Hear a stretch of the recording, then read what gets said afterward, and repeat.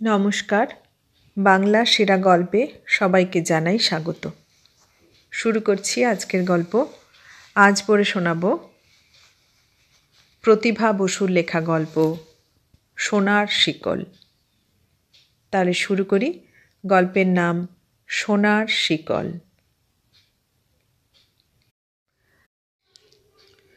আবার একটা প্রচণ্ড অশান্তির ঢেউ বয়ে গেল সারা বাড়িতে। ত্রিদিবেশের আত্মহত্যা করবার বাসনা প্রবলতর হলো। মনে মনে বলল, এই রবিবারগুলো কেন আসে? এই রবিবারগুলোই নরক নরক নরক। কিন্তু না, আর যেন কোনো রবিবার ফিরে না আসে তার জীবনে। সপ্তাহের অন্যান্য দিনে ত্রিদিবেশ সকাল 8টা বাজতেই ব্রেকফাস্ট করে বেরিয়ে পড়ে কাজে, ফেরে সেই রাত 8টায়। সেটাই তার একমাত্র বাঁচোয়া। অনেক দিন যাবতই সে এই নিয়ম করে নিয়েছে। স্ত্রী সুবর্ণ তার ফেরবার সময় হলেই সেজে গুজে দরজায় এসে দাঁড়ায়। স্বামীর গাড়িটি আসার অপেক্ষায় তাকিয়ে থাকে উৎসুক চোখে। মস্ত আস্ত একতলা বাংলো বাড়ি।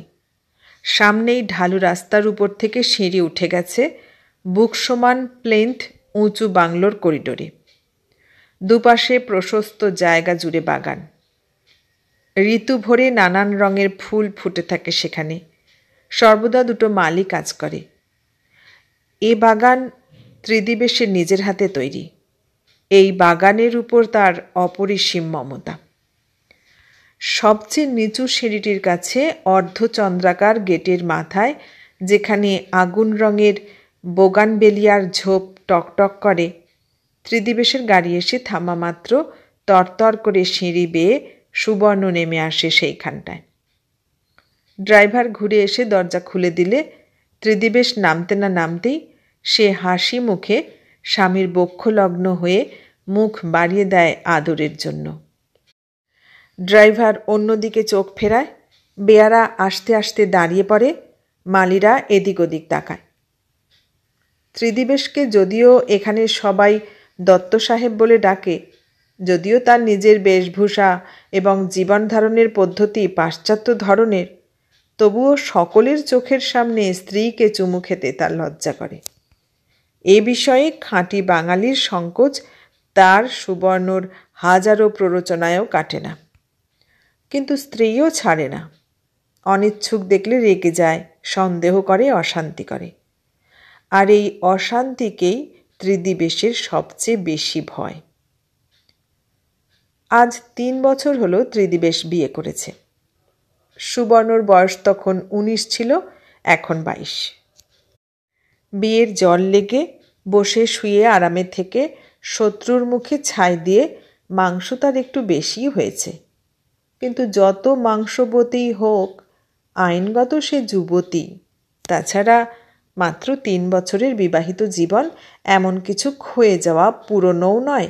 উপরন্তু সুবর্ণ তাকে অকৃত্রিমভাবেই ভালোবাসে। একটু বেশি ভালোবাসে, এই যা দোষ। স্বামীকে যেমন একদিন 7 পাকে ঘুরে গলায় মালা দিয়ে বিয়ে করেছিল, তেমনি সেই 7 পাকেই অবিরাম বেঁধে রাখতে চায়। আর সেই কারণেই ত্রিদিবেশের জীবনে কোনো স্বাধীনতা নেই, ব্যক্তি স্বাতন্ত্র্য নেই। স্ত্রীর কথাতেই তাকে উঠতে বসতে হবে, এটা যেন সেই থেকে একটা অলিখিত শর্ত হয়ে গেছে। সুবর্ণ তাকে এক দণ্ড চোখের আড়াল হতে দেয় না, কারোর সঙ্গে মিশতে দেয় না, হাসতে দেয় না। সে ছাড়া আর কারোর সঙ্গে ঘনিষ্ঠতা দেখলেই তেলে বেগুনে জ্বলে ওঠে। কাণ্ডজ্ঞান হারিয়ে প্রচণ্ড তাণ্ডবে স্বামীকে অপদস্থ ও ব্যথিত করে। শুধু যে সময়টুকু আপিসে থাকে, সেই সময়টুকুই ত্রিদিবেশ একটা আলাদা সত্তা। তাছাড়া অবিরাম স্ত্রীর দাসানুদাস। স্ত্রী যা বলে শুনতে হয়, যা বলে করতে হয়। ব্লাউজের ভিতরে হাত ঢুকিয়ে পিঠ চুলকে দিতে হয়। বুনতে বুনতে উলের বলটা গড়িয়ে গেলে তুলে আনতে হয়। গায়ের আঁচলটা পড়ে গেলে ঠিক করে দিতে হয়। জামার বোতামটা খুলে গেলে আটকে দিতে হয়। মাঝে মাঝে সোহাগ ভরে সুবর্ণ যখন বুকের উপর মাথা হেলিয়ে দেয়, নির্ভুলভাবে প্রেম করতে হয়। এই সব টুকটাক আদরের কাজ। সুবর্ণ ঢলঢলে গলায় বলে, ও গো শুনছ? ত্রিদিবেশ চমকিত গলায় তৎক্ষণাৎ জবাব দেয়, কিছু বলছো? আরও একটু কাছে এসো না গো। যথেষ্ট কাছে বসে থাকা সত্ত্বেও আরও কাছে যেতে হয় ত্রিদিবেশকে। ও গো শুনছ? কিছু বলছো? তুমি কি গো, এই সারাদিন পরে এলে কোথায় একটু গল্প করবে, দুটো মিষ্টি কথা বলবে, তা নয় মুখের সামনে আবার একটা বই খুলে রেখেছ। ত্রিদিবেশ অমনি হাত থেকে বইটা রেখে দিয়ে গালের পেশি নাড়িয়ে হাসে। যদি এমন হয় এর উত্তরে একটা কাজেও ত্রিদিবেশের কোনো রকম অনিচ্ছা প্রকাশ পায়, সুবর্ণের মতো রঙে আগুন ধরে যায়। ছোবল দিতে না পারা সাপের মতো ফোঁস ফোঁস করতে করতে রুদ্ধ আক্রোশে ধপাস করে ত্রিদিবেশের কোলেই মুখ গুঁজে ফুলে ফুলে কাঁদতে থাকে। বিরক্তি দমন করতে না পেরে অনেক সময় ছটফট করে উঠে দাঁড়ায় ত্রিদিবেশ। সুবর্ণ রাগে অপমানে মরিয়া হয়ে স্বামীর জামা টেনে ছিঁড়ে দেয়, গ্লাস প্লেট হাতের কাছে যা পায় ছুঁড়ে ভেঙে দেয়। ঝি চাকর দৌড়ে আসে। লজ্জায় অধোবদন হয়ে ত্রিদিবেশ তাড়াতাড়ি আদরিণী স্ত্রীকে সান্ত্বনা দিতে কুল পায় না। গলদঘর্ম হয়ে হাতে পায়ে ধরে তাকে ঠান্ডা করে, সিনেমা দেখাতে নিয়ে যাবার কথা দেয়, শাড়ি কিনে এনে দেয়, বাইরে রেস্তোরাঁয় নিয়ে গিয়ে খাওয়ায়। সুবর্ণ খেতে ভালোবাসে।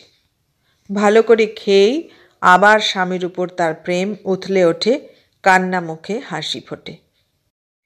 সেই দিন রাত্রিবেলাকার শোয়া সে আরও নিবিড় করে তুলে স্বামীকে নিপীড়িত করে। ত্রিদিবেশের নিঃশ্বাস বন্ধ হয়ে আসে। আমার স্ত্রী আমাকে বড্ড বেশি ভালোবাসে, এটা কোনো নালিশ নয়। যেমন বিদ্যার শেষ নেই, তেমনি প্রেমেরও তৃপ্তি নেই। তবুও ত্রিদিবেশের যে কেন তাতে প্রাণ পাখি খাঁচা ছাড়া হয় কে জানে। সুতরাং কেন এত ভালোবাসো এ নিয়ে সে ঝগড়া করতে পারে না, চুপ করে থাকে। এই শিলিগুড়ি শহরে তার কিছু মানসম্মান প্রতাপ প্রতিপত্তি আছে। মস্ত কাঠের ব্যবসা, চায়ের বাগানে শেয়ার আছে মোটা মোটা। সে দেখতে সুন্দর, স্বভাব মধুর, সত্যবাদী এবং সজ্জন। বিয়েটা যদিও তার বাবাই পছন্দ করে দিয়েছিলেন এবং সেজন্যে তার মনে ঈষৎ বিদ্রোহের ভাবও ছিল, তবু বিয়ের পরে বউ দেখে তার ভালোই লেগেছিল। মানুষটার স্বভাবতই সে একটু ভীরু প্রকৃতির এবং শান্তিপ্রিয়। জোর করে কিছু বলতেও পারে না, করতেও পারে না। বিয়ের জন্য বাবা যখন চাপ দিলেন, মনের তলায় একটা গোপন বেদনা তখনও লুকোনো ছিল, কিন্তু চরিত্রের এত জোর ছিল না যে সেটার জন্য লড়াই করবে, বাবার ঘোরতর অমত জেনেও জেদ করবে। হৃদয়ের সমস্ত দুর্বলতা তার বাবার এক হুমকিতেই ঝরে গিয়েছিল। সুবর্ণকে সুন্দরী বললে কিছু অত্যুক্তি হয় না। আসল যেটা রং, সেটা তার পুরো মাত্রায় আছে। মস্ত জমিদারের ঘরের মেয়ে সে। এক গা গয়না আর এক রাশি বরপণ নিয়ে এসে যখন ত্রিদিবেশের ঘরবাড়ি আলোকিত করে বউ হয়ে দাঁড়ালো, সকলেই সুখী হয়েছিল। আর ত্রিদিবেশের নিজেরও বেশ রং ধরেছিল মনে। জলপাইগুড়িতে গোপাল মাস্টারের সেই অসহায় পিতৃমাতৃহীন ভাগ্নিটির কথা ভুলেই গিয়েছিল প্রায়। সেই মেয়েটির ভারী ভারী চোখের পাতা আর কাজল ডোবানো অক্ষি পল্লবের সজল দৃষ্টির দিকে তাকিয়ে যে এক সময়ে তার বুকের অন্তৃতন্ত্রিতেও ব্যথা করে উঠত, সে কথা খেয়াল ছিল না। তার বাবা প্রমথেশ দত্ত জলপাইগুড়ির ডাকসাইটে উকিল ছিলেন। ভাগ্যলক্ষ্মী তাকে উপার্জনের সর্বোচ্চ শিখরে সমাসীন করেছিলেন। শিলিগুড়ির এই কাঠের ব্যবসার পত্তন সেই সুসময়ের। কয়েকটি শালবাগান কিনেছিলেন তিনি, এবং চায়ের বাজারের মোটা অংশীদার হয়েছিলেন। ত্রিদিবেশ আর তার 10 বছরের দিদি যখন বড় রাস্তার ধারে তাদের 2 বিঘা জমির উপর বিরাট রাজপ্রাসাদের মতো বাগান ঘেরা বাড়িটির কম্পাউন্ডে ছুটোছুটি করে খেলা করত, পথচারীরা হাঁ করে তাকিয়ে দেখত। এ শহরের দ্রষ্টব্যস্থল ছিল সে বাড়িটি। বাড়ির 4টি অধিবাসীও কম দর্শনীয় ছিল না। সেই ছেলে ত্রিদিবেশ, জামায় জুতোয় আহারে বিহারে বয় বাটলার বাবুর্চিতে চারদিকে যার প্রাচুর্যের বন্যা বয়ে যাচ্ছে, তার চোখে যে কেমন করে গোপাল মাস্টারের সেই দুঃখী রোগা কালো ভাগ্নেটি আটকা পড়ে গেল কে জানে। মেয়েটির মা বাপ ছিল না। গরিব মামার ঘরে আশ্রিত হয়ে অধিক সন্তানের খিটখিটে জননী মামির বকুনিতে জর্জরিত হয়ে ছেঁড়া শাড়িতে লজ্জা ঢেকে নিঃশব্দে কাজ করে করে সে দিবারাত্রি ক্লান্ত থাকত। আর সেই ক্লান্তির কারণ সব সময় তার কাজলের মতো কালো দিঘির মতো টলটলে বড় বড় দুটি চোখে আলস্যের মতো জড়িয়ে থাকত। কিন্তু কোনো এক নির্জন দুপুরে কোনো এক আমবাগানের ছায়ায় সেই ঘুঁটে কুরুনির সঙ্গে এই রাজপুত্রের দেখা হয়ে গেল। প্রমথেশবাবুর রাজপ্রাসাদ আর গোপাল মাস্টারের টিনের ঘরের দূরত্ব সযত্নে এই আমবাগানটি রক্ষা করত। বাগানটি প্রমথেশবাবু বছরের আমের জন্য সেবার ইজারা নিয়েছিলেন। ত্রিদিবেশ তখন MA পড়ুয়া ছাত্র, ছুটি কাটাতে এসেছিল জলপাইগুড়িতে। একদিন দুপুরে সারা আকাশ ধুলোয় আচ্ছন্ন করে দিয়ে কালো মেঘে চারদিক ছেয়ে ঝড় উঠল খুব। অনেক আগের ভুলে যাওয়া বাল্যকালের আনন্দ নিয়ে ত্রিদিবেশ বাড়ির কম্পাউন্ড ছাড়িয়ে ছুটে আমবাগানে এলো কাঁচা আম কুড়োতে। গোপাল মাস্টারের বাড়ির থেকেও যদি কেউ ছুটে আসে এই সুযোগে দুটো ঝরে পড়া আমের জন্য, এমন কিছু দোষের নয়। কিন্তু প্রমথেশবাবুর বাগানে ঢুকে গোপাল মাস্টারের বাড়ির কেউ আম কুড়োবে এমন সাহস তাদের গরিব অন্তরে ছিল না, লোভও ছিল না। আর সেই দুঃখী মেয়েটির তো কথাই ওঠে না। দুপুরের নিরালায় সে গাছের ছায়ায় বসে কাঁদতে এসেছিল, যে কান্না তার বুকের মধ্যে অহরহ আছড়ায়। ত্রিদিবেশের মুখোমুখি পড়ে গিয়ে সেই কান্না তার তৎক্ষণাৎ থেমে গিয়েছিল। তৎক্ষণাৎ সে উঠে দাঁড়িয়েছিল এবং তৎক্ষণাৎ সে তাদের খিড়কির দরজা দিয়ে ভিতরে ঢুকে গিয়েছিল। কিন্তু ত্রিদিবেশ অনেকক্ষণ দাঁড়িয়েছিল সেখানে। মেয়েটির জলভরা চোখের ক্ষণিক দৃষ্টি তার যুবক হৃদয়কে মথিত করেছিল।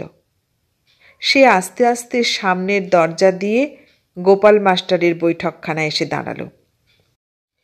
মনে করতে চেষ্টা করল সে আর তার দিদি যখন এই মাস্টারের কাছে পড়ত তখন মাস্টারমশাইয়ের কোনো মেয়ে ছিল কিনা, যে মেয়ে আজ এত বড় হয়ে উঠে কি জানি কিসের বেদনায় কাঁদতে এসেছে বাগানের নির্জন ছায়ায়। সে জানত অভাবের তাড়নায় গোপাল মাস্টারের সংসারে সুখ ছিল না। তার মনে আছে কতদিন মাস্টারমশাইকে সে চিন্তাক্লিষ্ট দেখেছে। এও মনে আছে তার বালক হৃদয়ে এই মাস্টারমশাইয়ের জন্য একটি নির্দিষ্ট আসন পাতা ছিল। সে ভালোবেসেছিল এই ভালো মানুষটিকে। হয়তো কোনো বিপদ আপদ ঘটেছে, তাই বা কে জানে। খোঁজ তো আর রাখে না। হঠাৎ একটা ঔচিত্য বোধে অনুপ্রাণিত হয়ে বৈঠকখানায় পা দিতেই আবার সেই মেয়েটির সঙ্গেই দেখা হলো। মেয়েটি চমকে উঠে শাড়ির আঁচল গায়ে জড়িয়ে জিজ্ঞেস করল, কাকে চান? মাস্টারমশাই নেই? মামা এ সময় স্কুলে থাকেন। ও, কিন্তু তার স্ত্রী মানে? মামিমা ঘুমোচ্ছেন, ডেকে দেব? না না, ঘুম ভাঙাবার দরকার নেই। আমি জানতে এসেছিলাম সবাই ভালো আছেন তো ওরা? হ্যাঁ। আপনি মাস্টারমশাইয়ের ভাগ্নি? মেয়েটি মাথা নাড়ল। হঠাৎ পকেট থেকে কতগুলো কাঁচা আম বার করল ত্রিদিবেশ। এগুলো রেখে দিন, বাচ্চারা খাবে। আমি বেশি কুড়োতে পারিনি। হাত পেতে আমগুলো নিল মেয়েটি। একটু দাঁড়িয়ে থেকে বাড়ি চলে এলো ত্রিদিবেশ। প্রথম পরিচয়ের এই ভূমিকা। কিন্তু এই পরিচয়কে ত্রিদিবেশই নানা ছলছুতোয় গাঢ় করে তুলেছিল। মাস্টারমশাইয়ের প্রতি হঠাৎ তার ভক্তি উথলে উঠেছিল। গুরুপত্নীটিকেও কম তোয়াজ করেনি। বিনিময়ে শুধু তাদের ভাগ্নিটিকে চোখে দেখা, কাছে দেখা, নিঃশব্দ ভাষায় হৃদয়ের সব কথা উজাড় করে দেওয়া। একটুও ফাঁকি ছিল না তার মধ্যে। মাধুর্যের ভাণ্ডার উপচে ছিল কানায় কানায়।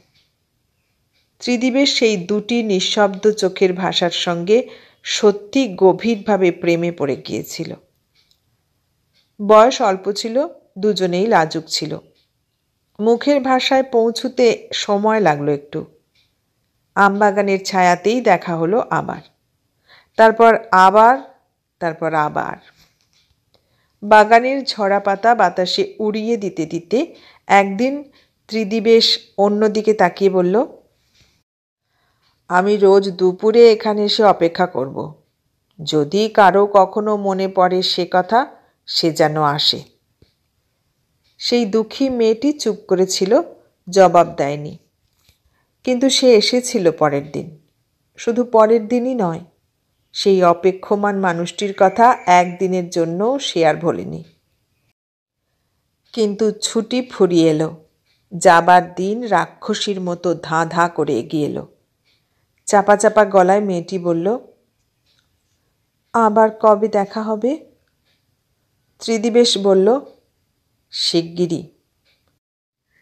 তারপর হঠাৎ সেই প্রথম স্পর্শ করল তার প্রণয়িনীকে। নিজের হাতের মুঠোয় তার নরম হাত দুটো ভরে নিয়ে বলল, অতসী, আমি তোমাকে ভালোবাসি, আর এই ভালোবাসার সম্মানও আমি তোমাকে দেব। আমি বিয়ে করব তোমাকে। অতসী কেঁপে উঠে হাঁটুতে মুখ গুঁজে ফুঁপিয়ে কাঁদল। এরপরে কলকাতা এসে মন তার সত্যি অত্যন্ত অশান্ত হয়েছিল। এই প্রথম বিরহে সে অত্যন্ত কাতর হয়েছিল। তারপর থাকতে না পেরে বোকার মতো 7 পাতা জোড়া এক চিঠি লিখে ডাকে দিয়েছিল। হৃদয়কে প্রবোধ দেবার এছাড়া কোনো উপায় খুঁজে বার করতে পারেনি সে। তারপরই দেখা গেল মা বাবা বিনা নোটিশেই একদিন কলকাতা এসে হাজির। কলকাতার বাড়িতে ঠাকুর চাকরের হেফাজতে একাই রাজত্ব করত ত্রিদিবেশ। মা বাবাকে দেখে সে অবাক হয়ে গেল, খুশিও হলো। মা বললেন, আমার হার্টের অসুখ হয়েছে, চিকিৎসার জন্য চলে এলাম। এই হার্টের অসুখ আর মায়ের সহজে সারল না।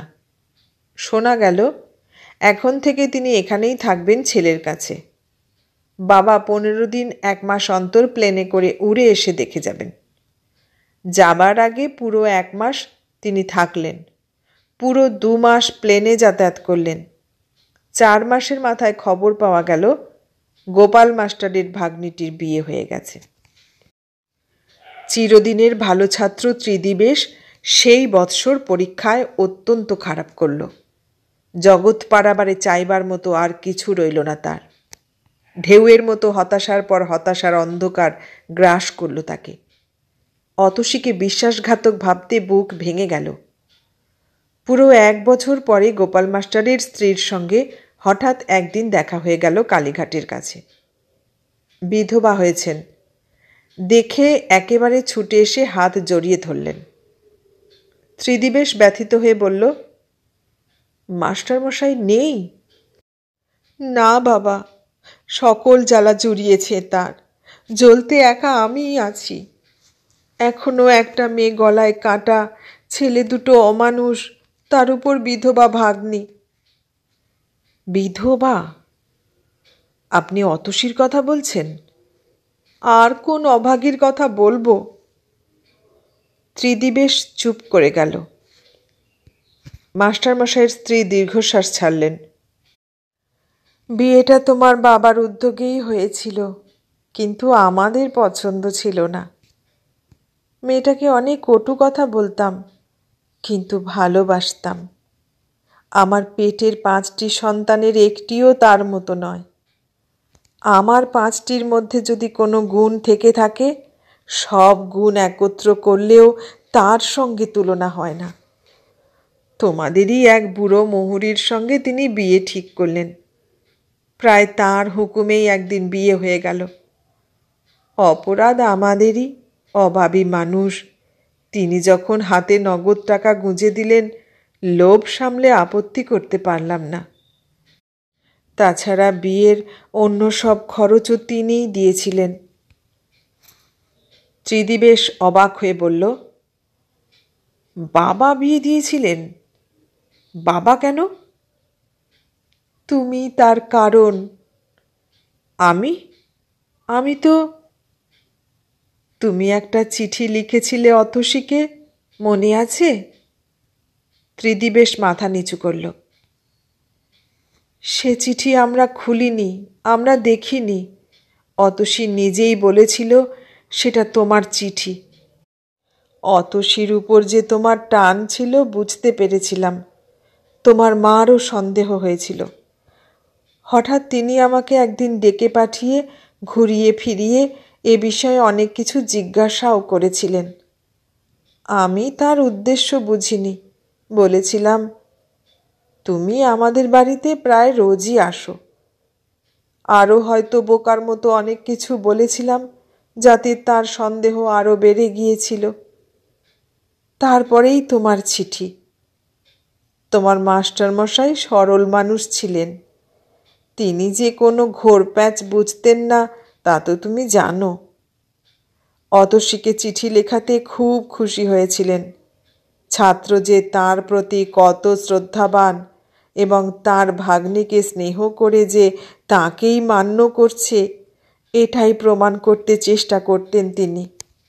তলিয়ে দেখতেন না এই চিঠি লেখার মধ্যে অল্প বয়সী ছেলেমেয়েদের মনের মধ্যে আর কি কথা থাকতে পারে।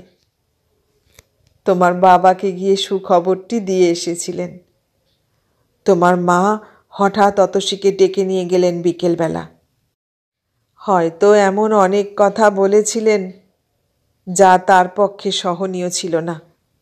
সে কাঁদতে কাঁদতে বাড়ি ফিরে এসেছিল। তারপরেই তাঁরা কলকাতা চলে গেলেন।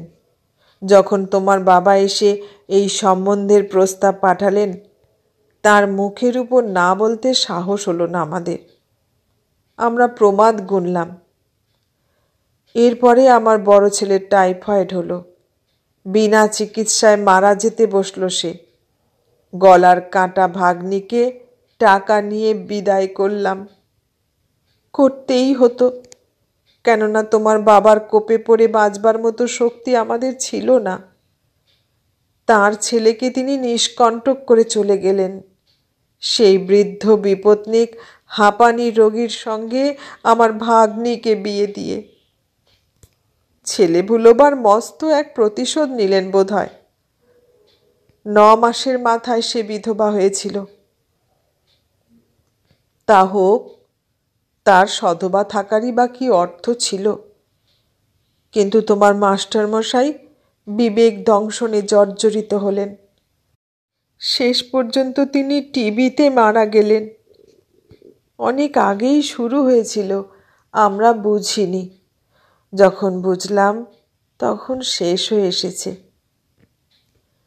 যেন কোনো গল্পের একটা পৃষ্ঠা পড়ছিল ত্রিদিবেশ। এমনই ভাবে মূঢ়ের মতো তাকিয়েছিল সে মাস্টারমশাইয়ের স্ত্রীর দিকে। তারপর বলেছিল,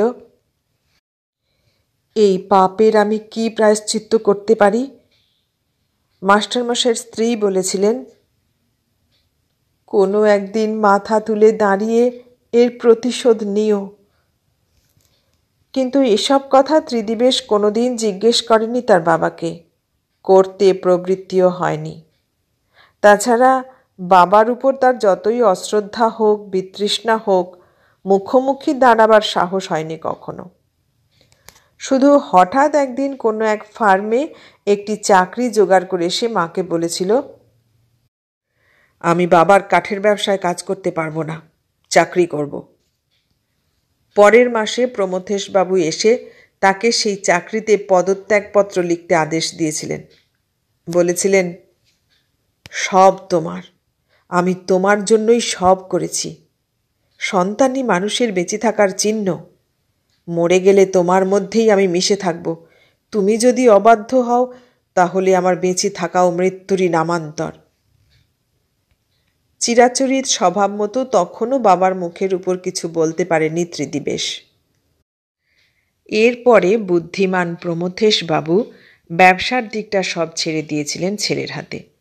শিলিগুড়িতে একটি বাংলো বাড়ি কিনে সেখানেই পাঠিয়ে দিয়েছিলেন তাকে। সেটাই হেড অফিস হলো। তারপর কি খেয়াল হলো, জলপাইগুড়ির বাড়িটা কোনো সরকারি আপিসকে মোটা টাকায় ভাড়া দিয়ে কলকাতাবাসী হলেন। আস্তে আস্তে কাজের মধ্যে ডুবে গেল ত্রিদিবেশ। কাজের মধ্যে আনন্দ পেল। অল্প বয়সের কোমল মন সহজেই ভরাট হয়ে উঠল। তারপরেই বিয়ের প্রস্তাব। বাবা তাকে ডেকে বললেন, ওখানে একা একা থাকিস, একজন দেখাশোনার লোক দরকার। ত্রিদিবেশ সরলভাবে বললেন, কেন, চাকর বাকররা তো বেশ ভালো, খুব যত্ন করে আমাকে। প্রমথেশবাবু কপাল খুঁচকে বললেন, আমি তোমার একজন সঙ্গীর কথা বলছিলাম এবার তুমি বিয়ে করো। বিয়ে? ব্যথা জুড়িয়ে গিয়েও কোথায় একটা সঞ্চিত রোষ তখনও ধিকি ধিকি জ্বলছিল ত্রিদিবেশের বুকের মধ্যে। ইন্ধন পেয়ে স্ফুলিঙ্গ হয়ে উঠল। কঠিন গলায় বলল, তার দরকার হবে না। মানে? বিয়ে আমি করব না। কিন্তু আমি ঠিক করেছি, কেননা সেটা আমার কর্তব্য। এর জবাবে অনেক কথা বলবার ছিল ত্রিদিবেশের, কিন্তু সেদিনও বলতে পারল না। ভিতরে ভিতরে চাপা যন্ত্রণায় গর্জাতে লাগল। প্রমথেশবাবু সোজা হয়ে বসলেন। জলদ গম্ভীর গলায় বললেন, আমার স্বাস্থ্য খুব ভালো নেই দেখতে পাচ্ছ। তোমরা যাতে সুখে থাকো, ভালো থাকো, তার জন্যেই সারা জীবন হাড় ভাঙা পরিশ্রম করেছি। তোমাদের দুই ভাই বোনের উপর কোনো কর্তব্যে ত্রুটি করেছি বলে আমার মনে পড়ে না। আশা করলে কি খুব অন্যায় হবে যে তোমাদেরও কিছু কিছু কর্তব্য আছে বাপ মায়ের উপর? তোমার বিয়ে আমি ঠিক করেছি, পাকা কথা দিয়েছি। আমার মৃত্যুর আগে তোমাকে বিয়ে দেওয়াও আমার একটি প্রধান কর্তব্য বলে বিবেচনা করেছি, এবং এও জানি তুমি আমার অবাধ্য হবে না, আমাকে অপদস্থ করবে না। ভেবে চিনতে যা ঠিক করো আমাকে জানিও। এরপরে আর ভাবনা চিন্তার কিছু ছিল না ত্রিদিবেশের। তার নমনীয় মেরুদণ্ড সহজেই ভেঙে গেল। মনের মেঘ কাটতে সময় নিল বটে, কিন্তু পিতার আদেশ শিরোধার্য রইল। ততদিনে অতসীকে তেমন তীব্রভাবে মনেও ছিল না তার। যা ছিল অদ্ভুত এক বেদনাবোধ। হয়ে গেল বিয়ে। বিমর্ষ হয়ে থাকতে গিয়েও যৌবনের মোহে মুগ্ধ হল ত্রিদিবেশ।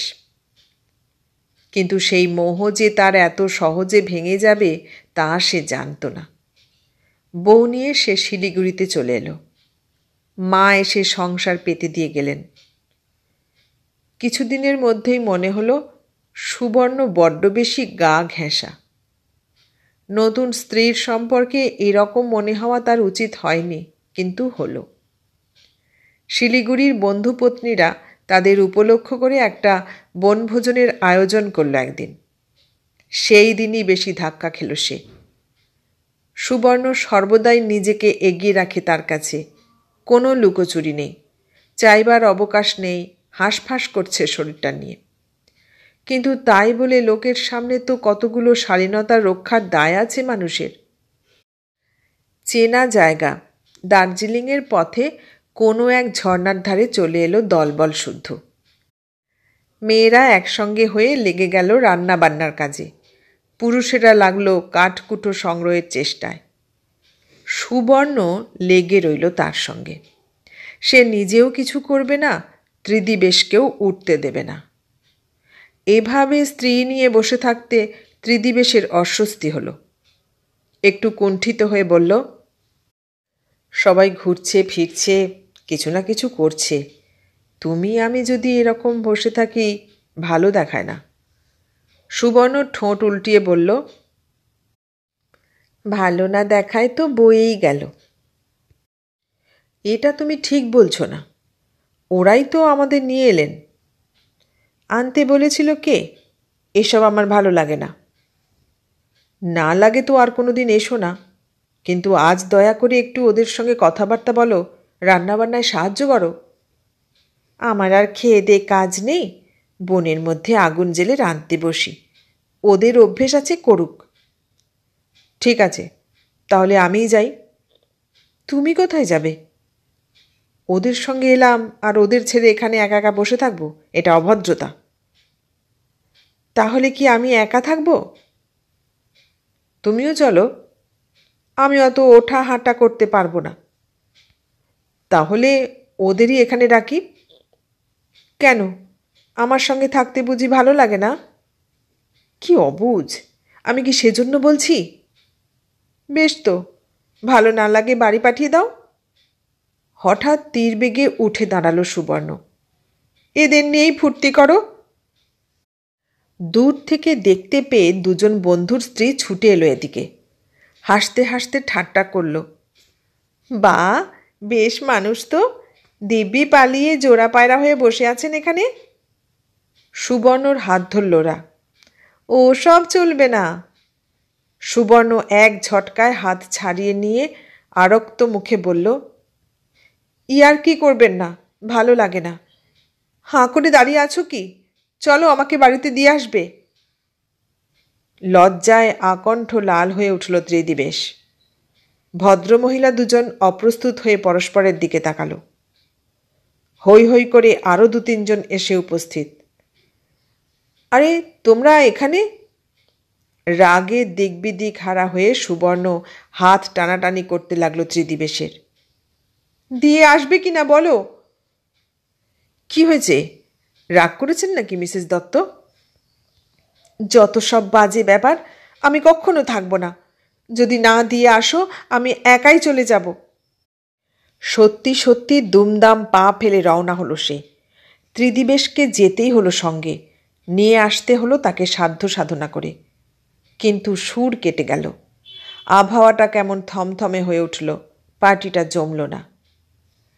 এরপরে অনেক দিন আর কোনো নিমন্ত্রণ গ্রহণ করল না ত্রিদিবেশ। লজ্জায় অনেক দিন কারোর সঙ্গে দেখাও করল না। কিন্তু মফস্বল শহরে কলকাতার মতো আমোদ প্রমোদের বিচিত্র উপকরণ নেই।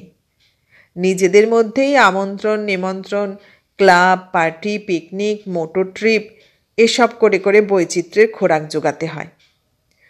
ত্রিদিবেশ চিরদিনই বন্ধু বৎসল এবং নিত্য নতুন উদ্ভবের পাণ্ডা। তার জন্যই শিলিগুড়ি শহরে সুন্দর একটি দল গড়ে উঠেছিল, একটা সুন্দর পরিবেশ তৈরি হয়েছিল। হইচই আমোদ আহ্লাদে তার জুড়ি ছিল না কেউ। সেই মানুষের পক্ষে এরকম একমাত্র স্ত্রীর আঁচলের তলায় অন্তরীণ হয়ে থাকা কঠিন হল। কিন্তু উপায় ছিল না কোনো। সে বুঝেছিল জীবনের সেই অধ্যায়টাকে বিবাহের যৌতুক স্বরূপ সুবর্ণের পায়েই বিসর্জন দিতে হবে। সুবর্ণ অবিশ্রান্ত তার সঙ্গে ছায়ার মতো লেগে থাকে। তাকে নিয়ে বেরোনো যেমন বিপদ, ছেড়ে যাওয়া ততোধিক। ৫ জনের মধ্যে স্বামী নিয়ে এইসব বন্ধুতা মেলামেশায় তার ঘোরতর আপত্তি। এত সব সত্ত্বেও কোনো এক বন্ধুর নতুন বিয়ে উপলক্ষে আবেগবশত আবার সে একটা মোটর ট্রিপে রাজি হয়ে গেল। স্থির হলো এক রাত্রির জন্য সবাই মিলে কালিম্পং বেড়াতে যাবে। তার বড় গাড়িতে ৬ জন অনায়াসে বসতে পারে। নতুন দম্পতি ছাড়া আরও এক বন্ধুও সস্ত্রীক সঙ্গী হলো তাদের। সব শুনে সুবর্ণ বলল, কেবল খরচ। ত্রিদিবেশ বলল, উপার্জন তো খরচের জন্যই। এসব আমার ভালো লাগে না। কি তোমার ভালো লাগে? আমার ভালো লাগার জন্য তো তুমি কতই ব্যস্ত। যত টাকার পেট্রোল পুড়িয়ে বন্ধুদের পাহাড় দেখাবে, তার অর্ধেক টাকায় আমার একটা গহনা হয়ে যেত। কোনোদিন কি কিছু হাতে তুলে দিয়েছ আমাকে? কান্না প্রায় ফেটে বেরোয় সুবর্ণর। ত্রিদিবেশ চুপ করে যায়। নির্দিষ্ট দিনে নির্দিষ্ট সময়ে বন্ধুরা এসে জমা হলো তার বাড়িতে। বড় বড় টিফিন কেরিয়ার ভর্তি খাবার চলল সঙ্গে। ত্রিদিবেশ তাড়া দিল সুবর্ণকে। গাড়ি নিয়ে প্রস্তুত হলো ড্রাইভার। ত্রিদিবেশ বলল, এক কাজ করলে হয় না, ড্রাইভারকে না নিয়ে আমরা নিজেরাই পালা করে করে চালিয়ে যাই না কেন? বন্ধু মনীষ মিত্র এদের বয়সে কিছু বড় এবং পাইকারি হারে মনীষদা এবং মনীষের স্ত্রী তাদের বৌদি। মনীষ সকলেরই প্রাণের বন্ধু, কিন্তু মনীষের স্ত্রী অঞ্জলি ততোধিক। এই অঞ্জলি বৌদিকে ভিন্ন এই অল্প বয়সী দেবর লক্ষণদের কিছু হয় না। বৌদির কাছে তাদের সহস্র আবদার। সহাস্য, সুশ্রী, রন্ধনপটু, সেবা পরায়ণা এই মহিলাটির কাছে এদের কৃতজ্ঞতার অন্ত নেই। যে ছেলেই প্রথমে পরিবার পরিজন ছেড়ে কাজে আসে এখানে, এই পরিবারটির ছায়ায়, সেবায়, সহৃদয়তায়, ভালোবাসায় তার নিঃসঙ্গতা সহজেই দূর হয়ে যায়। অঞ্জলি বলল, না না, ড্রাইভার দিয়ে কি হবে, মিছিমিছি জায়গা নষ্ট। ভারী মুখে সুবর্ণ বলল, জায়গা নষ্ট তো বললেন, অত দূরের রাস্তা চালাবে কে শুনি? ও তো পারবে না। কেন পারবো না? ভ্রুকুটি করল ত্রিদিবেশ। প্রথম হাত আমিই চালাবো। তারপর আমি। এগিয়ে এলো মনীষ। নতুন বউকে মাঝখানে নিয়ে বসবো। উৎসাহ উদ্দীপনা তরতর করে নেমে আসবে হাতে। না, আমি সামনে বসবো। প্রায় ধমকে সুবর্ণ দরজার হাতল খুলল এসে। নববিবাহিত অবনী একমনে সিগারেট খাচ্ছিল। বলল, ঠিক, আপনি সামনে বসুন মিসেস দত্ত। ড্রাইভারের আসনটি সে দখল করল। ত্রিদিবেশকে সত্যিই চালাতে দেওয়া হবে না, ভয়ানক র্যাশ চালায়। এসো মনীষদা, তুমি আর আমি পালা করে চালাবো। উঠুন মিসেস দত্ত, আপনি মাঝখানে। মনীষ বলল, ত্রিদিবেশের ভাগ্যটাই দেখছি আজ সবচেয়ে ভালো। একেবারে দুজন পরস্ত্রী দুপাশে নিয়ে। কী সব জঘন্য বাজে রসিকতা! সুবর্ণ আবার ধমক দিয়ে এ পাশে সরে এলো। আমি পিছনেই বসবো। দাঁড়িয়ে রয়েছ কেন হাঁদার মতো? উঠে পড়ো না। ত্রিদিবেশকে ঠেলে দিল গাড়ির মধ্যে, তারপর নিজে বসল পাশে। আবহাওয়াটা ঘোলাটে হয়ে উঠল। এক মুহূর্ত থমকে রইল সবাই। তারপর অঞ্জলি এদিকে এসে নতুন বউ মঞ্জুকে পাঠিয়ে দিল সামনে। সে নিজে উঠে বসল সুবর্ণর পাশে। দাঁতে দাঁত আটকে চুপ করে রইল ত্রিদিবেশ। সুবর্ণ তার গায়ে ঠেস দিয়ে বসল। গাড়ি চলতে লাগলো মসৃণ গতিতে। ওগো, শুনছ? নিস্তব্ধতা ভঙ্গ করে সুবর্ণর গলা শোনা গেল খানিক পরে। ত্রিদিবেশ বলল, কেন? আমার কোমরের এইখানটা একটু হাত রাখো না গো, বসে বসে যেন ঝিম ধরে গেছে। যেখানে সুবর্ণ হেলান দিয়ে আছে, বিনা বাক্য ব্যয়ে সেখানটায় হাত রাখল ত্রিদিবেশ। আর সেই হাতে পিঠ রেখে সে স্বামীর কাঁধে মাথা এলিয়ে দিল। পাশে বসে অঞ্জলি একটু অস্বস্তি বোধ করল কিনা কে জানে, চোখটা সে অন্যদিকে সরিয়ে রাখল। ওগো, শুনছ? একটু পরেই আবার সুবর্ণ ঠেলা দিল স্বামীকে। কেন? বড্ড ঘুম পেয়েছে। ঘুমো? চকোলেটের পাতাগুলো করলে কি? বাবা, সে কোন সকালে তাড়াহুড়ো করে দুটো মুখে দিয়েছি কি দিইনি? খিদে চোঁ করছে পেট। ঘুম আসবে কি ছাই? ত্রিদিবেশ চুপ। আপনার খিদে পায়নি মিসেস মিত্র? আপনি খান না। অঞ্জলি ব্যস্ত হয়ে নিচু হলো। ঝুড়ি থেকে ডালমুট বার করে বলল, হাতের কাছে এছাড়া তো আর কিছু দেখছি নে।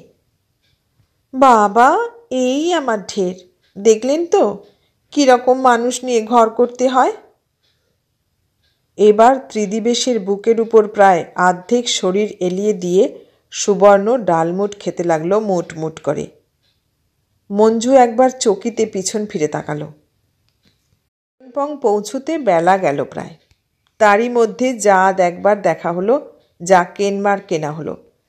তারপর রাত্রি যাপনের জন্য একটি হোটেলের পাশাপাশি ছোট্ট দুটি ঘরে ঠাঁই পেল তারা।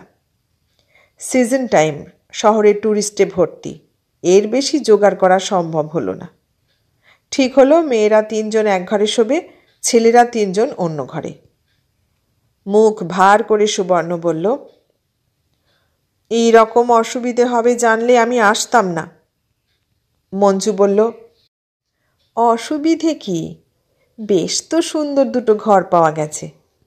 তাছাড়া বেড়াতে বেরিয়ে এরকম একটু আধটু অন্যরকম বেশ ভালো লাগে। তোমার লাগে বলেই যে অন্যের লাগবে তার কোনো মানে নেই। আমি এরকম যার তার সঙ্গে যেরকম সেরকমভাবে শুতে পারি না। ছেলে মানুষ মঞ্জু চুপ করে গেল। অঞ্জলি বললে, দাঁড়ান, আগে চায়ের বন্দোবস্ত করি, তখন দেখবেন বেশ লাগছে।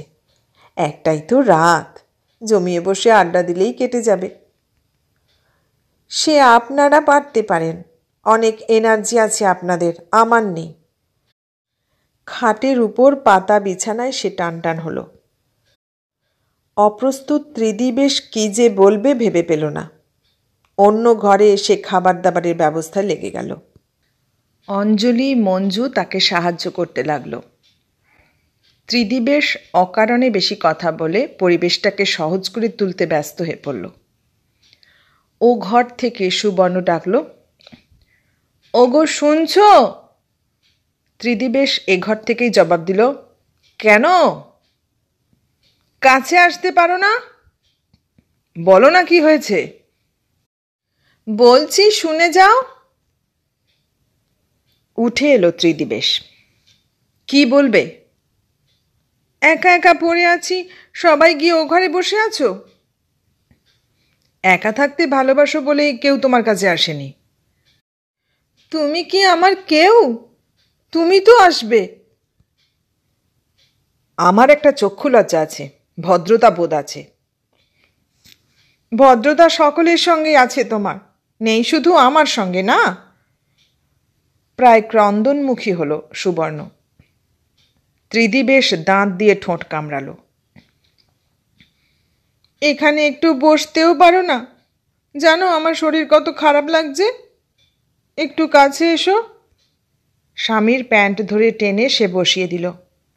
কোলের মধ্যে মুখ রেখে বলল, বুকটা একেবারে ব্যথা হয়ে গেছে এতক্ষণ গাড়িতে বসে, একটু হাত বুলিয়ে দাও না গো। ত্রিদিবেশ জিভ দিয়ে ঠোঁট চাটল। কতক্ষণ যে তোমাকে কাছে পাই না। 2 হাতে ত্রিদিবেশের কোমর বেষ্টন করতেই উঠে দাঁড়ালো ত্রিদিবেশ। চাপা গলায় বলল, এটা বাড়ি নয় সুবর্ণ, আরও 5 জন আছে এখানে। সুবর্ণ আহত সাপের মতো গর্জে উঠে বলল, আছে তো কি হয়েছে? আমি কি পরপুরুষের গায়ে হাত দিয়েছি? স্ত্রীর গর্জনে পেঁচার ভয়ে ভীত ইঁদুরের মতো ত্রিদিবেশ চুপ চুপ বলে বসে পড়ল আবার। তাড়াতাড়ি হাত বুলোতে লাগলো বুকে। একটু পরেই আবার উঠল। হাত ধরে সুবর্ণ বলল, আবার কোথায় যাচ্ছ? অন্যের সঙ্গে থাকতেই তোমার কেবল ভালো লাগে না? না না, বাথরুমে যাচ্ছি, হাত মুখ ধোবো কি না। ও তা যাও, তাড়াতাড়ি এসো। সুবর্ণ পাশ ফিরল এবং একটু পরেই ঘুমিয়ে পড়ল। ঘুম তার সাধা। স্টোভ ধরিয়ে পিকনিক বাস্কেট থেকে কাপ ডিশ বার করে পট ভর্তি চা করল অঞ্জলি। কেক, বিস্কুট, স্যান্ডউইচ সাজালো। অবনী বলল, মিসেস দত্তকে ডাকো এবার। মনীষ বলল, না হয় ওকে দিয়ে এসো ওখানে, ক্লান্ত হয়েছেন। ত্রস্ত হয়ে ত্রিদিবেশ বলল, না না, ঘুমিয়ে পড়েছে, ডাকবার দরকার নেই কোনো, ডাকলে মাথা ধরবে। চায়ের আসরটুকু বেশ জমল তাদের। হাসিতে গল্পেতে সারাদিনের ঘোরাফেরার ক্লান্তি গুমোট সব কেটে গিয়ে নির্মল আনন্দে ভরে উঠল মন। কিন্তু চায়ে বাদ দিলেও খাবার সময় বাদ দেওয়া যায় না। অঞ্জলি ডেকে নিয়ে এলো। ফোলা ফোলা চোখে ঘুম জড়িয়ে তৈরি খাওয়া খেতে বসল সুবর্ণ। চিবিয়ে চিবিয়ে মাংসের হাড় খেল, ছিঁড়ে ছিঁড়ে মস্ত মোটা খান দশেক আটার রুটি খেল, চাটনি খেল, গোটা 5 মিষ্টি খেল। সব শেষে 2 আপেল খেয়ে খাওয়া শেষ করতে দেরি হলো তার। অঞ্জলির কিছু ভুল নেই, ভাজা মশলার কৌটোটি পর্যন্ত নিয়ে এসেছে সঙ্গে। সুবর্ণ যতক্ষণ হাত ধুয়ে মশলা মুখে দিল, অন্য সবাই ততক্ষণই যার যার বিছানায় হাত পা ছড়ালো। সুবর্ণ এসেই শুয়ে পড়ল ত্রিদীপের পাশে। ত্রিদীপ বেশ উঠে বসল তাড়াতাড়ি। আবার এখানে কেন? বৌদিদের কাছে যাও। সুবর্ণ কায়েমি হয়ে বলল, ও ঘরে আর যাচ্ছি না বাপু। কেন? ও ঘরে কি হলো? ভালো লাগে না, বন্ধ বন্ধ। মনীষ আর অবনী রাজনীতির তর্ক তুলেছিল। নিজেদের গলার শব্দে নিজেরাই ডুবেছিল বলে ত্রিদিবেশের দাম্পত্য আলাপ কানে যাচ্ছিল না বোধ হয়। যথাসম্ভব গলার স্বর নিচু করে ত্রিদিবেশ বলল, এতক্ষণ তো দিব্যি সেইখানেই ঘুমোলে। তাছাড়া বৌদি আর মঞ্জু যদি শুতে পারে, তুমি পারবে না কেন? কেন? আমি এখানে শুলে কি তোমার গায়ে ফোসকা পড়ে? আমি তোমার কাছেই শোব। সুবর্ণ, আমি তোমার পায়ে পড়ছি, দয়া করে তুমি ও ঘরে যাও। আমি ওরকম অন্যের সঙ্গে ঘুমোতে পারি না। লক্ষ্মীটি সুবর্ণ, আজকের মতো একটা কথা শোনো আমার। তোমার সঙ্গে না শুলে আমার ঘুম আসবে না। এ ঘরে আরও 2 ভদ্রলোক শোবে, তোমার তো একটা লজ্জা আছে তাদের সামনে। লজ্জার কি? আমি তো আর আজ গায়ের কাপড় খুলে শোবো না। প্লিজ সুবর্ণ। হঠাৎ ফিরে তাকালো অবনী। একটা কাজ করা যাক ত্রিদীপ, উনি যদি এখানে শুতে চান বেশ তো, আমি আর মনীষদা বিছানাটা নিয়ে বরং ও ঘরে চলে যাই। অসুবিধে কি? 4 জনে মিলে আড্ডা দেওয়া যাবে। লাফ দিয়ে উঠে দাঁড়ালো ত্রিদিবেশ। বিছানা নিতে হবে না, বৌদিরা এ ঘরে চলে আসুন, আমরা 3 জন ও ঘরে শোব। স্বামীর এই নিষ্ঠুর অপমানে বালিশে মুখ গুঁজে ফোঁস ফোঁস করে কাঁদতে লাগলো সুবর্ণ। মঞ্জু আর অঞ্জলি এ ঘরে এসে প্রায় নিঃশ্বাস বন্ধ করে আলো নিবিয়ে যার যার বিছানায় শুয়ে শুনতে লাগলো সেই ফোঁপানি। বিশ্রী কাটল রাতটা। এই করে করে মাত্র 3 বছরেই নতুন বিয়ের সমস্ত মোহ দেখতে দেখতে কেটে গেল ত্রিদিবেশের। সুবর্ণর প্রেম তার কাছে বিভীষিকা হয়ে উঠল। আলিঙ্গন, চুম্বন, ভালোবাসার আদুরে ভাষা সব কিছুতে ভয় ঢুকল তার। বাড়ি থাকার মেয়াদ কমিয়ে আপিসের ছুতোয় লুকিয়ে লুকিয়ে বন্ধু সঙ্গ করতে লাগল। কিন্তু এই ফাঁকিও তার বেশি দিন চলল না। অপ্রত্যাশিতভাবে একজনের বাড়ি বেড়াতে গিয়ে স্বামীকে হাতে নাতে ধরে ফেলল সুবর্ণ। আর তাই নিয়ে যে কেলেঙ্কারিটা হলো তার কোনো তুলনা রইল না শিলিগুড়ি শহরে।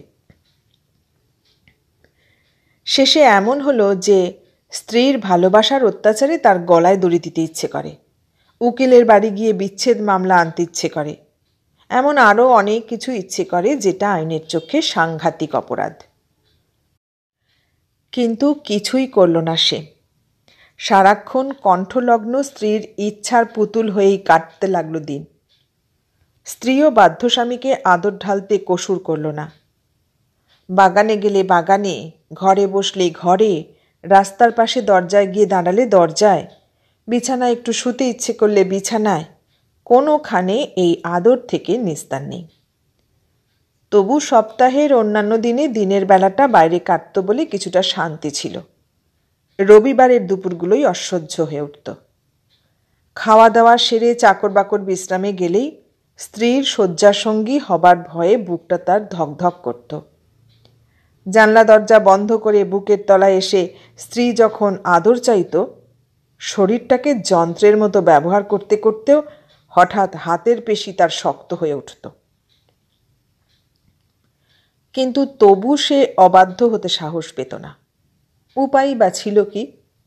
বিবাহিতা স্ত্রীকে ইচ্ছে করলেই কিছু ঠেলে ফেলা যায় না।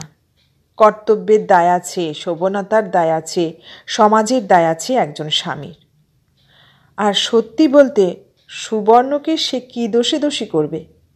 স্বামীকে সে চোখে হারায়, স্বামীকে সে অতিরিক্ত ভালোবাসে, স্বামীর কাছে না শুলে তার ঘুম আসে না, স্বামীর সঙ্গে তার সমস্ত দিন প্রেম করতে ইচ্ছে করে। এগুলো কোনো দোষ নয়, বরং গুণের তালিকার মধ্যেই পড়ে। ত্রিদিবেশ যদি সহ্য করতে না পারে তাহলে সেটা তারই বিকৃতি। মনকে এইসব বলেই বোঝাতো ত্রিদিবেশ, নিজেকে সে সহনশীল হতে বলতো, সুবর্ণর খেয়ালের পুতুল হয়ে অশান্তির হাত থেকে নিস্তার পেতে চাইত। তাছাড়া মানুষের জীবনে অভ্যাস নামক একটা বস্তুর প্রভাবও বড় কম নয়। ত্রিদিবেশ ক্রমেই তার দাস হয়ে উঠছিল, ঝিমিয়ে যাচ্ছিল সে। সারাদিন কাজে আপিসে বসে থাকা আর শ্রান্তির শেষে বাড়ি ফিরে স্ত্রীর মন জোগানো, এটা প্রায় মিশে এসেছিল জীবনে। অভিযোগ কমে এসেছিল, সমর্পিত হবার শক্তি বেড়ে উঠেছিল, মনের দাপানিকে পোষ মানিয়েছিল কুকুরের মতো। কিন্তু হঠাৎ এই রবিবারের সকালে মনের কোন অতল অন্ধকার থেকে হৃদয় চিরে একটা আলোর বিচ্ছুরণ বিদ্যুতের মতো বয়ে গেল। বাড়িতে ইঁদুরের উৎপাত হয়েছিল খুব। দেখা গেল বক্সরুমের অনেক কিছুর উপরেই তাদের কৃপা দৃষ্টি বর্ষিত হয়েছে, নিষ্ঠুরভাবে কেটে কুটে তছনছ করে দিয়েছে সব। ত্রিদিবেশের আদরের বালক ভৃত্য শায়লার বরাবরই সাহেবের একটি সুটকেসের উপর নজর ছিল। সেটাকে ইঁদুরে কেটে খুঁতে করেছে দেখে খুব আনন্দ হলো তার। সে বুঝল এবার এটা তার ভাগ্যেই ঝুলছে। কুতকুতে চোখ হাসিতে ডুবিয়ে তৎক্ষণাৎ সে সাহেবের কাছে গিয়ে সুসংবাদটি পরিবেশন করে নিজের আর্জিটিও পেশ করল সঙ্গে সঙ্গে। ত্রিদিবেশ সস্নেহ হাস্যে বলল, ইঁদুরটা তোর খুব সুবিধে করে দিল না রে? হ্যাঁ সাব। তা সুটকেসটাই না হয় নিবি, ভিতরের জিনিসগুলো? ও ভি বিলকুল কাট দিয়া। আসলে কিছু বই ছিল আর পুরনো টুকিটাকি সব, এখন কাগজের কুচিতে পরিণত হয়েছে। পকেট থেকে একটা ছোট শাঁখের আংটি বার করল সায়লা। আর এটা ভি ছিল। সে জানতো এটার জন্য আর সাহেবের কোনো অনুমতি নেবার দরকার হবে না। দেখিয়েই পকেটে রাখতে যাচ্ছিল, ত্রিদিবেশ হাত বাড়িয়ে ছোঁ মেরে কেড়ে নিল আংটিটা। এটা এটা তুই নিচ্ছিস কেন? একটা সামান্য শাঁখের আংটির জন্য স্বামীর উত্তেজনা দেখে হেসে গড়িয়ে গেল সুবর্ণ। বাবা, তোমার রকম দেখে আমি চমকে গিয়েছি। ওটার দাম কত গো? অনেক অনেক দাম।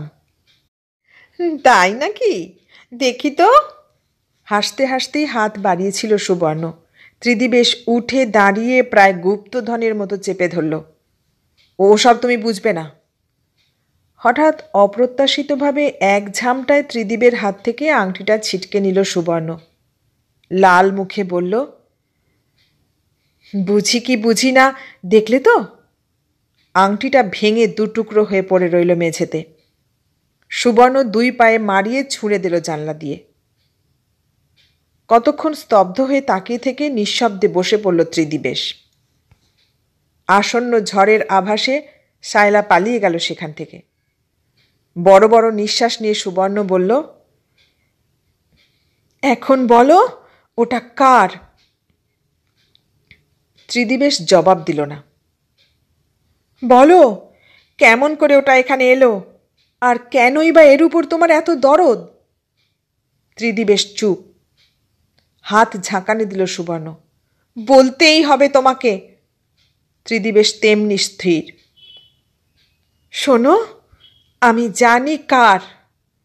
নিঃশব্দে ত্রিদিবেশের হাতটা মুচড়ে ধরল সুবর্ণ। এটা একটা মেয়েলি শাঁখের আংটি, নিশ্চয়ই কোনো মেয়ের উপহার। বলো বলো, ঠিক বলেছি কি না বলো? কথা বলছো না কেন? দাঁতে দাঁত ঘষে রুদ্ধ রোষে ফুলতে ফুলতে এবার সে ঝাঁপিয়ে পড়ল বুকে। প্রেমিকাকে মনে পড়ে গেছে বুঝি? কে সে? কে কে? সত্যি, এই আংটির কত মূল্য সুবর্ণ তা কেমন করে জানবে, কেমন করে বুঝবে সে কথা? বেলা বাড়ল, কিন্তু ঝগড়াঝাঁটি কান্নাকাটির বিরাম হলো না। সুবর্ণ বাড়িঘর তোলপাড় করে তুলল, দেয়ালে মাথা ঠুকল, আলু থালু হয়ে দৌড়ে বেরিয়ে গেল দুবার, শাসাতে লাগলো জন্মের মতো বাপের বাড়ি চলে যাবে বলে। অসচ্চরিত্র স্বামী থাকার চেয়ে বিধবা হয়ে থাকাও যে ঢের ভালো, সে বিষয়ে তার একটুও সন্দেহ রইল না। চাকর বাকর সব বসে রইল না খেয়ে। সাহেব মেম সাহেবের আদর সোহাগের আতিশয্য দেখে অনেকবারের মতো আরও একবার নিজেদের মধ্যে টেপাটেপি করল। শেষ পর্যন্ত সকলের কাছে মান রাখতেই হাতে পায়ে ধরে কোনো রকমে স্ত্রীকে শান্ত করতে হলো ত্রিদিবেশের। বুকে ঢলে পড়ে স্ত্রীর হেঁচকি তোলা মুখে গ্রাস পাকিয়ে ভাত খাইয়ে দিতে হলো। রবিবারের দরজা বন্ধ ঘরে পাশে শুয়ে জড়িয়ে ধরে আদর করতে হলো। মান ভাঙলে স্ত্রী যখন তাকে তার মাংসল বুকে টেনে নিল, তখন নিজেকে আষ্টেপৃষ্ঠে সমর্পণ করে তাকে নিশ্চিন্ত মনে ঘুমিয়ে পড়ার অবকাশ দিতে হলো। তারপর সে উঠল। রাত্রি নয়, খাঁ দুপুরে সারা সপ্তাহের একটি মাত্র ছুটির দিনে ডবল স্প্রিংয়ের জোড়া খাটে ডানলোপিলোর গদির আরাম ছেড়ে স্ত্রীর বাহুবন্ধনে পিষ্ট শরীরটাকে সন্তর্পণে ছাড়িয়ে নিয়ে আস্তে আস্তে খাট থেকে নামল ত্রিদিবেশ। খাটের বাজুর উপর ছেড়ে রাখা শার্টটা হাতে নিয়ে টিপি টিপি পায়ে সদর দরজার কাছে এলো। পকেটের ভিতর থেকে আমার মৃত্যুর জন্য কেউ দায়ী নয় লেখা কাগজ ভরা খামটা বার করে নিজের নাম লেখা দেয়ালে লটকানো ডাক বাক্সে ফেলে দিল। তারপর সিঁড়ি বেয়ে সোজা রাস্তায়। গাড়ি আছে তার, কিন্তু বার করতে সাহস হলো না। হনহন করে হাঁটতে হাঁটতে একটা ট্যাক্সি পেয়ে উঠে বসে নিশ্চিন্ত হলো। কিন্তু কোথায় যাবে, কত দূরে, কিভাবে মৃত্যুর সঙ্গে তার তাড়াতাড়ি দেখা হবে? আচমকা পড়ে যাবার ভান করে রেলের তলায় মাথা দিলে কেমন হয়? সেটাই তো বেশ সহজ আর নিরাপদ মনে হচ্ছে এই মুহূর্তে। ভালো, খুব ভালো, খুব শান্তি। ট্যাক্সি নিয়ে সোজা সে স্টেশনেই এলো। ভাড়া মিটিয়ে প্ল্যাটফর্মে এসে দাঁড়িয়েই কিন্তু হকচকিয়ে গেল। মনের আবেগে উদ্ভ্রান্ত হয়ে স্থানকালের নির্বাচন যে তার ভুল হয়েছে তৎক্ষণাৎ বুঝতে পেরে বিমর্ষ হয়ে গেল। সে যে উদ্দেশ্যে এখানে এসেছে, এই দুপুরের জনারণ্যে সেই ইচ্ছে পূরণ করা আকাশ কুসুম। এর জন্য নির্জন গভীর রাতের অন্ধকারই সবচেয়ে উপযোগী। কিন্তু ততক্ষণ পর্যন্ত অপেক্ষা করবে এমন তার ধৈর্য ছিল না। অপেক্ষা করতে করতে মনের গতির কাঁটা কোন দিকে হেলত তারই বা স্থির কি? এসবের জন্য অপেক্ষা মারাত্মক। কিন্তু এখন তাকে উপায়হীন হয়ে দাঁড়িয়েই থাকতে হলো। মেল ট্রেন আসছে, সিগন্যাল ডাউন হয়েছে, লোকজনেরা ছুটোছুটি করছে, পান বিড়ি সিগারেটওয়ালারা গলায় বাক্স ঝুলিয়ে প্রস্তুত হয়েছে। এর মধ্যে কেমন করে সে তার মনোবাসনা পূর্ণ করবে? সবাই দেখবে, চারদিক থেকে ছুটে আসবে, জাপটে ধরবে, ধমকাবে, ঠিকানা চাইবে। তারপর উপকারী বন্ধুরা পৌঁছে দিয়ে আসবে বাড়িতে স্ত্রীর কাছে। তারপর একদিকে পুলিশ, একদিকে সুবর্ণ। ভাবতেই সারা শরীরে সে শিহরিত হয়ে উঠল। চুপ করে দাঁড়িয়ে রইল এক কোণে। এক ট্রেন এসেছে, এক ট্রেন প্রস্তুত হয়েছে যাবার জন্য। একদল নামছে, একদল উঠছে। আসা আর যাওয়া, মজা মন্দ নয়। দেখতে দেখতে অন্যমনস্ক হয়ে গিয়েছিল। কোথায়? পিঠের উপর হাত রেখে এক পরিচিত বৃদ্ধ ভদ্রলোক সহাস্য হলেন। চমকে উঠল ত্রিদিবেশ। ঢঙ্কিলে বলল, আপনি আপনি কোথা থেকে? আমি জলপাইগুড়ি যাচ্ছি। জলপাইগুড়ি? হৃৎপিণ্ডটা প্রচণ্ড বেগে লাফিয়ে উঠল। পকেটে হাত দিল সে। মোটা মানিব্যাগটা আদরের মতো হাতে ঠেকল। হঠাৎ সিগারেট ধরিয়ে খুশি গলায় বলল, আমিও তো সেখানেই যাচ্ছি। এরপর একটি ফার্স্ট ক্লাসের টিকিট কাটার অপেক্ষা শুধু। তারপর আরাম করে বসে শুয়ে ঘুমিয়ে জিরিয়ে জলপাইগুড়ি স্টেশনে এসে পৌঁছনো। গোপাল মাস্টারের বাড়ির দরজায় এসে যখন টোকা দিল, পুরনো আমলকি গাছটায় বাড়ি ফেরা পাখির কলরব শুরু হয়েছে। দরজা খুলে গিয়ে অপ্রত্যাশিত অতিথিকে দেখে দুপা পিছিয়ে গিয়েছিল অতসী। হাসি মুখে এগিয়ে এসে ত্রিদিবেশ বলল, ভুলে গেছ? ও। দরজার পাল্লা দুটো সম্পূর্ণ খুলে অতসী সরে দাঁড়ালো, আর অতসীর দিকে তাকিয়ে ত্রিদিবেশের অশান্ত হৃদয়ের সব জ্বালা যেন এক নিমেষে জুড়িয়ে গেল। সে ভরা গলায় বলল, কেমন আছো? ভালো। আর সব? আপনি বোধহয় জানেন না, আমার মামা মারা গেছেন। জানি অতসী, তোমাদের সব খবরই আমি জানি। আপনি ভালো আছেন? নিজেকে সহজ করতে চাইল অতসী। ছিলাম না, এই মুহূর্তে আছি। আসতে আসতে কেবল ভয় হচ্ছিল যদি তোমার সঙ্গে দেখা না হয়। এমনি তো ঈশ্বরে মন নেই, সেই বেলা খুব স্মরণ করেছি। অতসীর চোখের পাতা কাঁপল। একটু পরে বলল, কিন্তু বাড়িতে তো কেউ নেই। কোথায়? বোনেরা শ্বশুরবাড়ি, ভাইয়েরা কাজ থেকে ফেরে অনেক রাত্রে, আর মামিমা কাছেই তার বড় মেয়ের বাড়ি বেড়াতে গেছেন। ফিরবেন নিশ্চয়ই? ফিরতে দেরি হবে। তা হোক, আমার কিছু তাড়া নেই। কিন্তু এরপর আর কিন্তু কি অতসী? কেউ না থাকলে বসে কী লাভ? কেউ নেই মানে? যার জন্য এ বাড়িতে এসে আমাকে কত ছলছুতো আবিষ্কার করতে হয়েছে, যাকে একটু একা পাবার অবকাশের জন্য। এইসব আপনি কি বলছেন? সবই কি ভুলে গেছ? যদি কখনো কোনো অন্যায় করে থাকি, তার জন্য অনেক প্রতিহিংসা তো আপনারা চরিতার্থ করেছেন। তবু কি শেষ হয়নি? শেষ কি অত সহজেই হয়? কিন্তু কি অপরাধ আমি করেছিলাম? কি যে করনি তাও তো জানি না। আপনি কি আমাকে কষ্ট দিতে এসেছেন? দেখে কি তাই মনে হচ্ছে? আমি অত্যন্ত বিপন্ন, অত্যন্ত অসহায়। আমাকে দয়া করুন, আপনি যান। এই পৃথিবীর আলো, হাওয়া, গাছ, মাটি, ফুল, পাখি, মেঘ, জল, সব সব আমার কাছে আজ সুন্দর লাগছে। এছাড়া আমি কোথায় যাব অতসী? কেন যাব? আপনার কাছে এ পৃথিবী যত রমণীয়, আমার কাছে তত অন্ধকার। আপনি যান। যেতে আমি আসিনি। আমি আমার প্রতিশ্রুতি রক্ষা করতে এসেছি। প্রতিশ্রুতি? কিসের প্রতিশ্রুতি? তুমি তা জানো। কিন্তু হ্যাঁ, একটা কিন্তু আছে, আমার নিজের বিয়ে। সেটাও মিথ্যে, সেটা ছলনা, সেটাও বাবার পাপ। এই দুটো পাপেরই প্রায়শ্চিত্ত করতে হবে আমাকে। শোনো আতসী, অন্যের অস্তিত্বের ছায়া হয়ে বেঁচে থাকতে থাকতে ডুবে যেতে যেতে হঠাৎ উপলব্ধি করেছি, এই জগৎ সংসারে আমারও কিছু দাবি উপস্থিত করবার আছে, চাইবার আছে, আর সেটাই আমি করব। দুটো মন্ত্র আর দুটো মালা, এই তো। এই ফাঁকিতেই তো লোকের চোখে স্বামী সেজে বসা। বেশ তো, সেই মন্ত্র আর মালার পুনরুক্তি হোক না আবার। তারপর আমরা চলে যাব, অনেক অনেক দূরে চলে যাব। কেউ আমাদের খোঁজ পাবে না। শুধু তুমি আর আমি, আমি আর তুমি।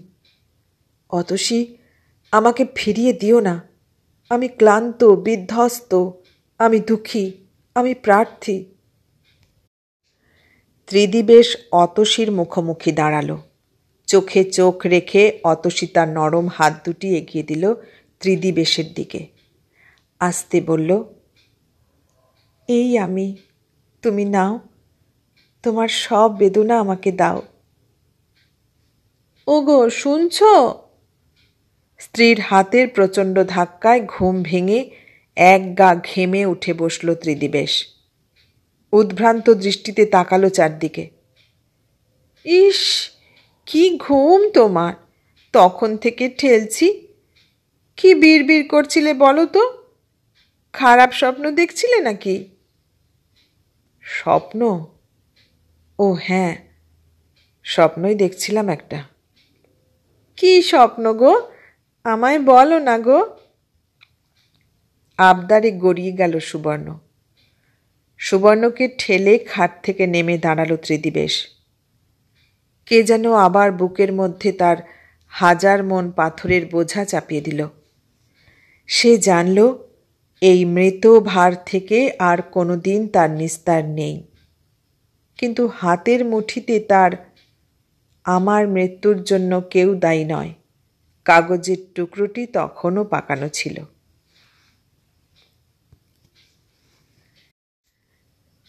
প্রতিভা বসুর লেখা সোনার শিকল গল্পটি শুনলেন। কেমন লাগলো গল্পটা? ভালো লাগলে লাইক, কমেন্ট, শেয়ার করবেন। আর নতুন বন্ধু হলে সাবস্ক্রাইব করার অনুরোধ রইল। সবাইকে অনেক ধন্যবাদ জানিয়ে আজ এখানেই শেষ করলাম।